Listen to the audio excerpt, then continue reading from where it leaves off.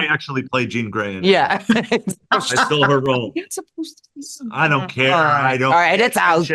I don't pay attention to NDAs. Hi guys, hell yeah.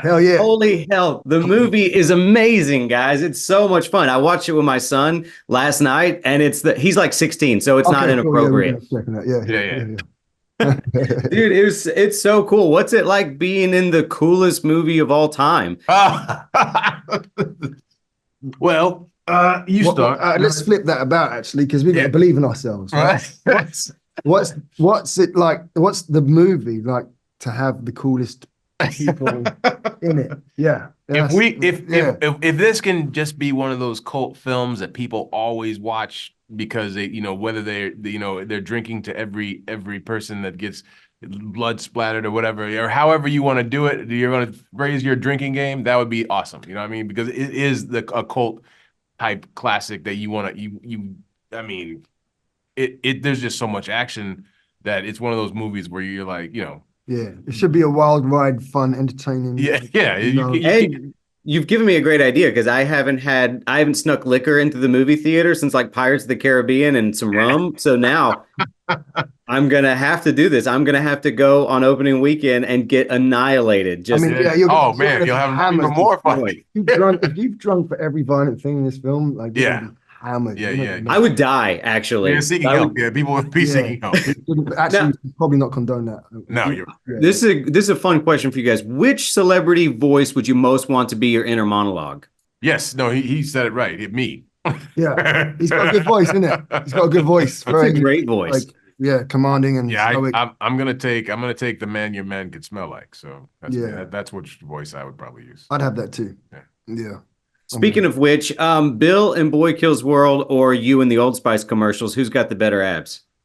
Oh, I mean, I have an amazing 6-pack and he has an amazing 8-pack. So so by nature of the more abdominal muscles, quality over quantity. Though. Yeah,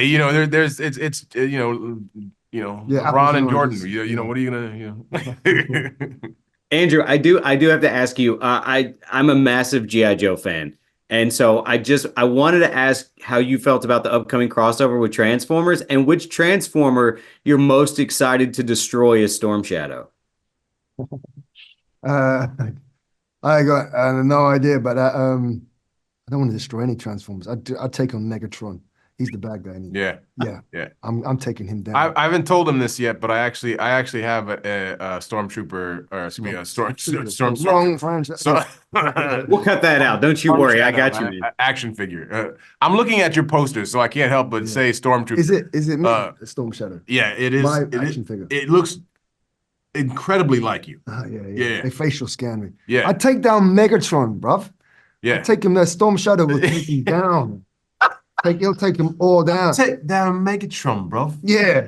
Bone out like everything, all of it done. I can't wait to see it. It's going to be amazing. Last question, Isaiah. I can only imagine how much fun it is to play a character who's pretty much just speaking gibberish like the entire movie. Were all of those lines in the script, or did you get to improv any of the crazy shit that Benny's saying? Yeah, no. Crazy shit was improv and written, so it was a combination of both. I had an opportunity to get to just come up with my own shit, and then also some of the stuff that they wrote was like too perfect to try to veer off of. It was just like perfectly written, saying it as it was. So. And the delivery though was brilliant, mate. Well, thank you. I appreciate it. He's not lying. Yeah, it's true. Got to play it straight and sincere. What you did, crack me up. It did crack me up there. Straight and sincere. Straight and sincere. Yeah. No, I mean, I legitimately think it's my favorite part of the movie. It was cracking me up the whole time. I loved it so much. Anyways, you guys are amazing. Thank you for your time. I'm going to go to the theater and pay if you want a spin-off. Basho and Benny and Basho spin-off. Please.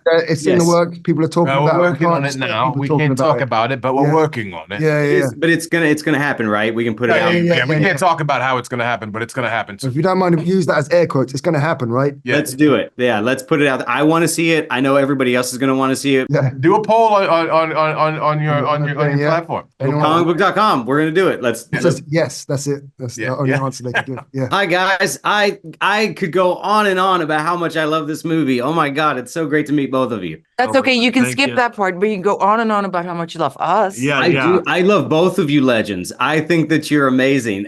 No, me and my son watched it last night. He's 16. It was not like anything inappropriate, but we were like, this is the coolest movie of the year. This is awesome. We loved it so much. Good. Thanks. First question for you guys. Which celebrity voice would you most want to be your inner monologue? I'm going mute. I don't want a voice. It's What too about busy. mine? Yeah, What no. about my voice? No, thank you. In your head. I'm good. I've had it in my head all day long. I'm good. There's so Me? many voices to choose from, though. Like No, I need cycle- silence. I need silence. It's enough.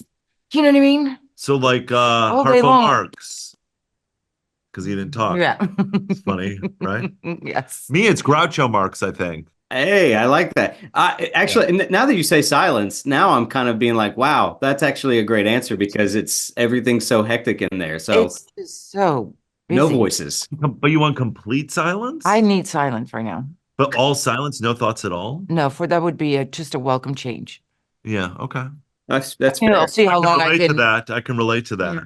Now, Hilda is so gleefully malicious and broken. I was curious if you could point to any characters in any other films who served as like inspiration for your performance. I never use other characters from other movies as inspiration. Because then I worry that I'm imitating someone or something that's already been done before. So I try to go into this deep well of hurt and childhood dysfunction and All the voices. all the voices and then I use it. Now, Brett, was there any point during filming that you got distracted by how ripped Bill is? Every second. Every second.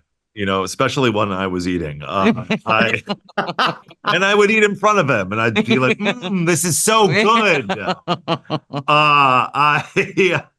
No, it was, very impressive what he did to his body there.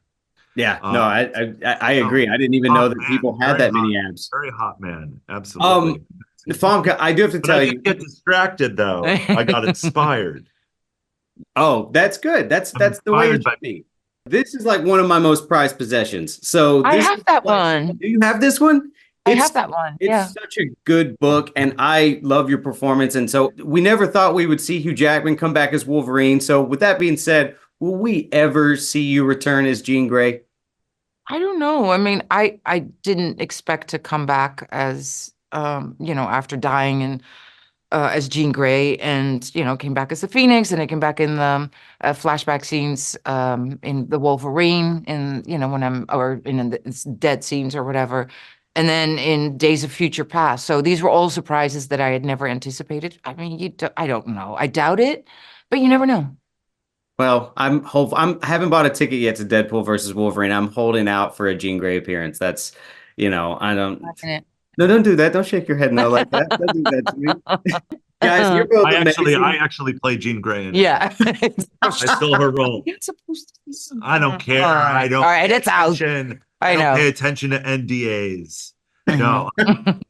I love how hardcore, what a rebel Brett is. It's amazing. He doesn't care at all. No.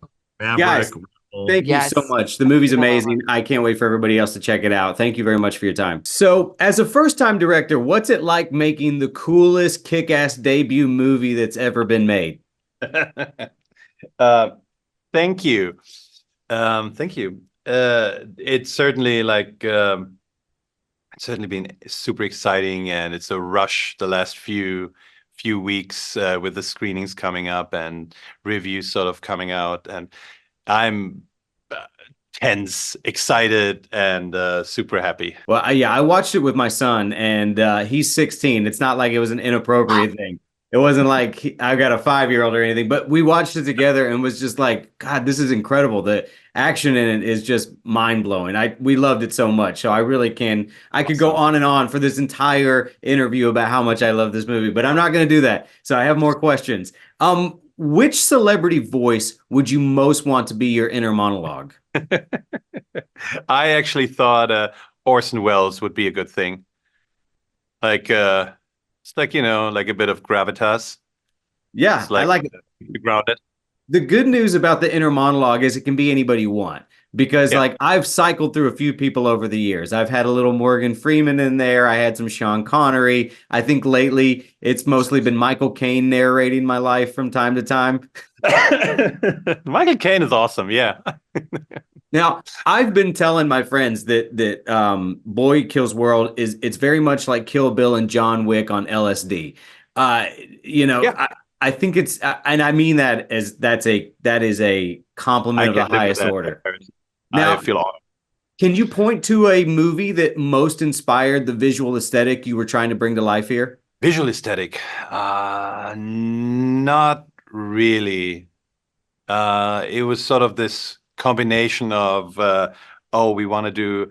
I sort of pitched it as a comic book movie without a comic book, and I was sort of the way like most action movies looks like really like dark and monochrome or just 2 or 3 colors, and I was like, well, let's do something that is really colorful and really bright, also dark to some degree, but like lots of colors. And that's when we went from, and we all sort of, production designer pitched in, costume was like, oh, I got some more ideas here, and definitely the DP just did an amazing job on this to bring this to life. Now, assuming this movie is as big of a hit as I think it's going to be, have you or Bill had ideas or discussions about a possible sequel and revisiting this world? Yeah, we definitely talked about it. We talked about it the entire shoot. There's like just like so many things where you could sort of sink your teeth in and sort of tell more about a certain character or a certain part of the world. So there's lots of ideas, but we literally have to wait if somebody actually wants to watch this.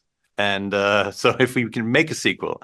So it would be amazing. I'd be totally up for it. There are lots of ideas, but yeah, we have to wait. Look, I saw it for free for this interview, and I am going to go pay money to watch it just to support it in theaters. I loved it. I mean, last question for you. You know, there's so many cool original action sequences in this. Which action sequence was the most stressful for you to pull off? I mean, the heavy lifting on the action scenes, definitely David Shatarski, our action designer, had to pull off. I know that my personal favorite of the action scenes is the showdown fight. I think the actors and Dave did such an amazing job there, and it really sort of, for me, it's the highlight of the movie, and it's right at the end. And I know it was a hard shoot to do that.